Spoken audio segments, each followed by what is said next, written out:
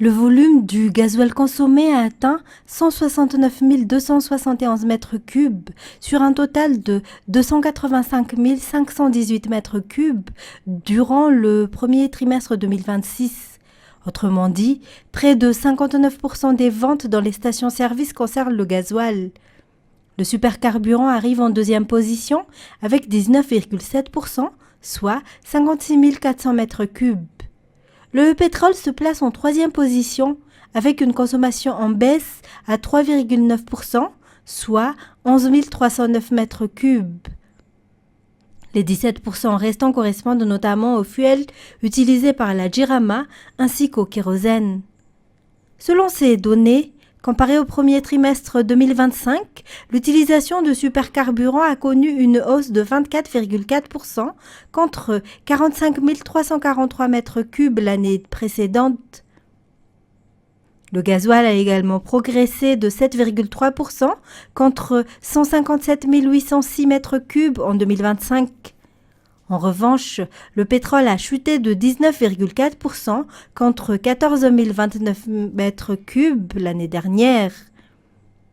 Cette baisse s'explique notamment par l'utilisation croissante d'équipements d'éclairage domestique plus accessibles, réduisant ainsi le recours au pétrole.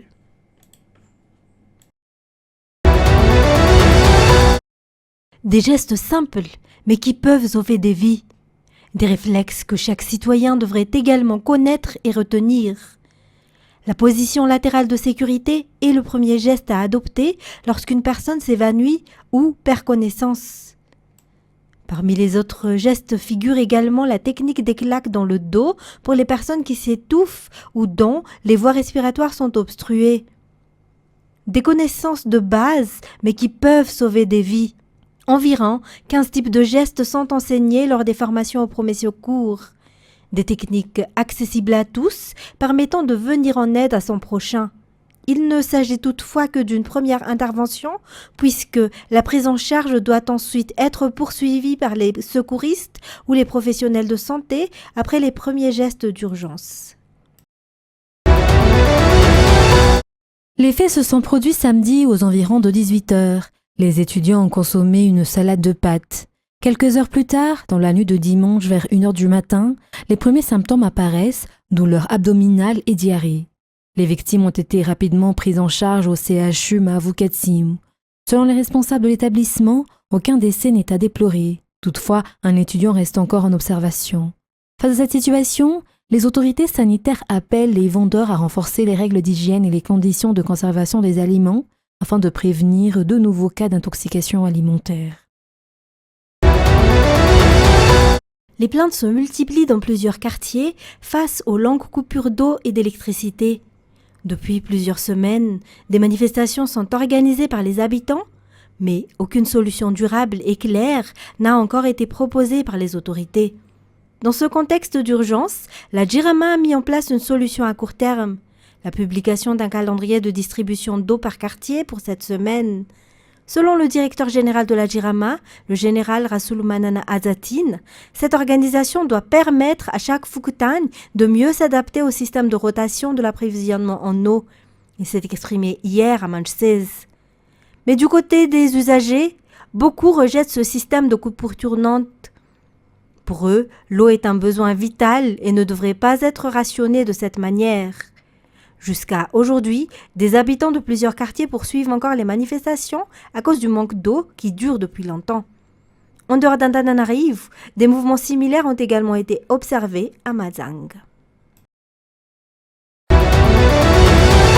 Des informations circulent sur les réseaux sociaux affirmant que le député du 5e arrondissement, Nevraouldine, élu sous la bannière Irmar, aurait été arrêté.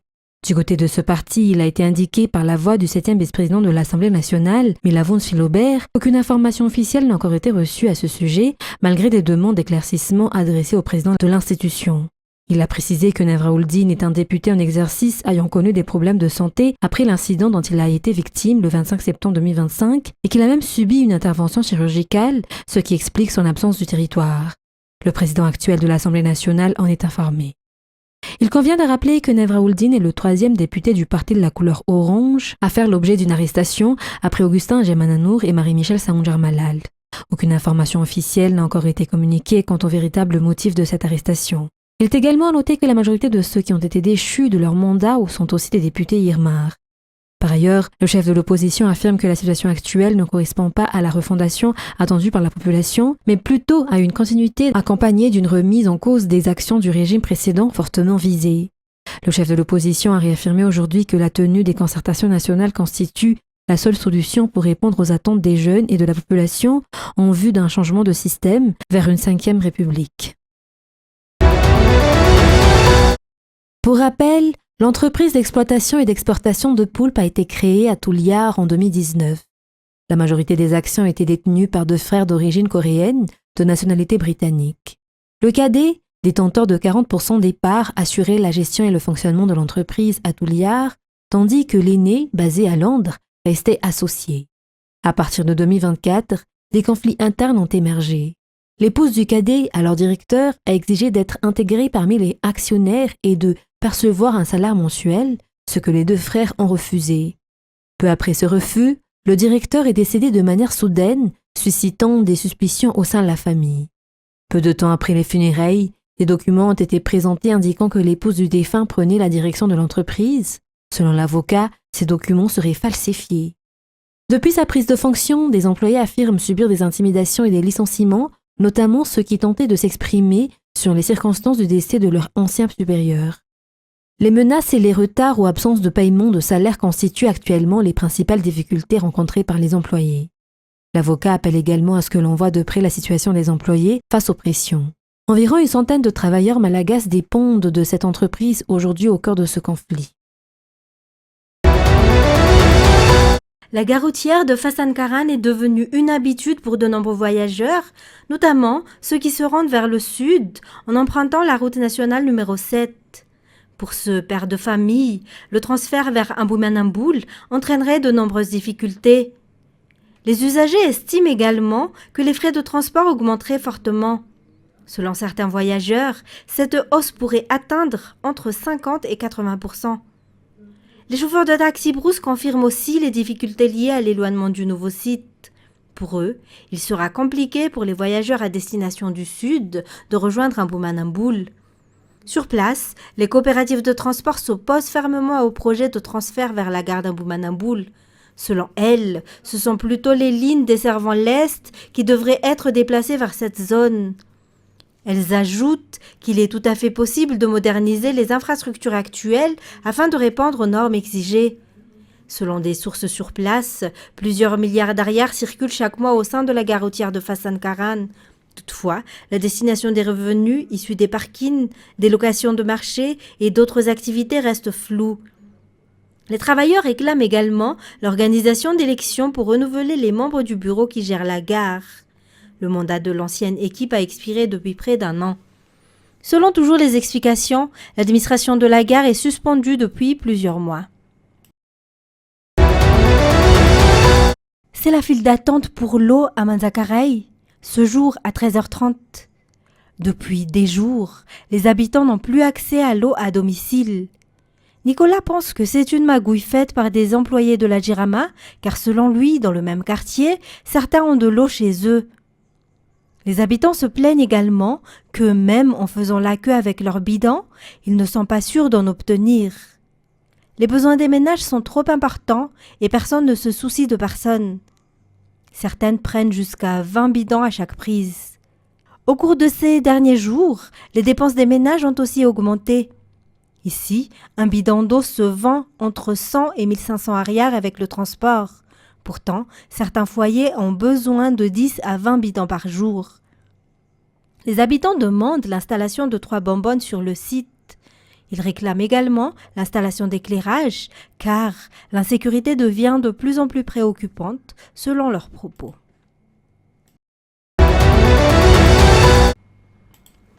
Les habitants des Fouktan de Masjan, Akadran, Anusnaku et Andoufsir à Mananzar ont procédé ce matin au nettoyage de leur habitation après la montée soudaine de la mer survenue hier soir.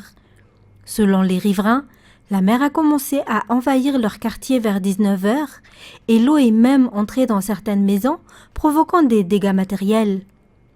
Les habitants affirment n'avoir jamais vécu une telle situation auparavant. Du côté de la Direction régionale de la météorologie de Vatvav, il s'agirait toutefois d'un phénomène naturel causé par la phase lunaire. Les responsables rappellent également que certaines zones de Sefuktan sont classées comme non constructibles, même si nombreux sont ceux qui continuent d'y bâtir leurs maisons.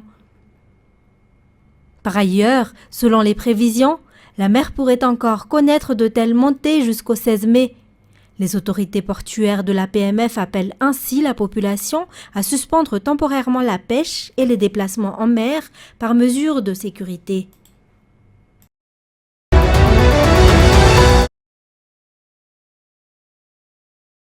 Les produits Vita Malagasy ont souvent la réputation d'être de mauvaise qualité.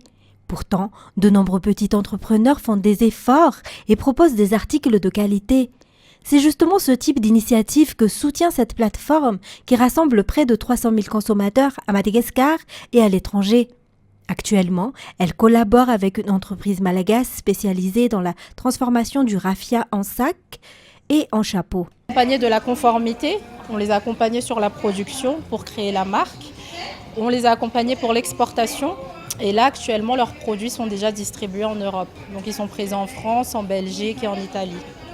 Donc, c'est vraiment le travail qu'on fait, en fait, c'est de développer les marques à l'international et on les accompagne. C'est un accompagnement en continu pour développer la marque.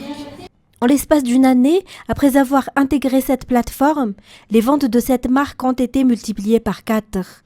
Cette plateforme accompagne 5 petites entreprises tous les 3 mois. Une sélection rigoureuse est effectuée afin de garantir le respect des normes internationales. Nous, notre objectif aussi, c'est que les entrepreneurs passent directement avec le client final et pas qu'ils passent par un intermédiaire qui va le vendre à un client final. C'est ça notre objectif. L'exportation de miel a été le point de départ de cette plateforme. Aujourd'hui, elle exporte également des produits tels que les confitures, les épices, la vanille, les litchis, entre autres. Un conteneur de marchandises destiné à une clientèle étrangère est expédié tous les 3 mois. Si la taxe de 20% prélevée sur les intérêts bancaires a été réintroduite en 2025, elle pourrait être supprimée dans le cadre de la loi des finances rectificatives 2026. Cette information a été communiquée à l'issue de la rencontre entre le ministre de l'Économie et des Finances et les jeunes entrepreneurs, membres du jeune patronat malagasy hier. Cette taxe s'appliquait au financement par caisse et par signature, à l'exception des prêts à la consommation et des institutions de microfinance. Elle a été suspendue temporairement pour cette année 2026.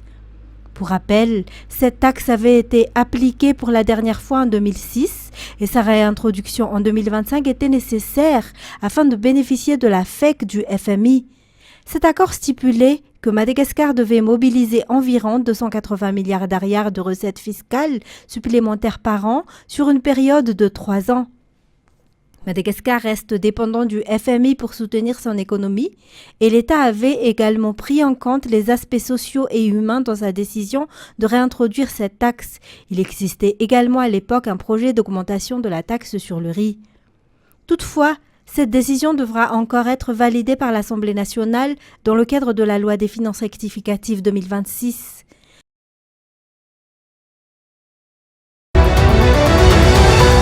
La victime, une femme âgée de 60 ans, a été retrouvée morte dans sa maison à Mananzar. Selon les explications de son employé de maison, cette mère de famille vivait seule et venait tout juste de revenir à Mananzar il y a 1 mois. C'est cet employé de maison qui, en arrivant pour travailler dans la matinée, a remarqué des traces de sang dans la cour avant de découvrir le corps sans vie de sa patronne allongé sur le sol. Elle a ensuite alerté les voisins. Une lame de bêche ainsi qu'une paire de sandales ont été retrouvées à l'extérieur de la maison.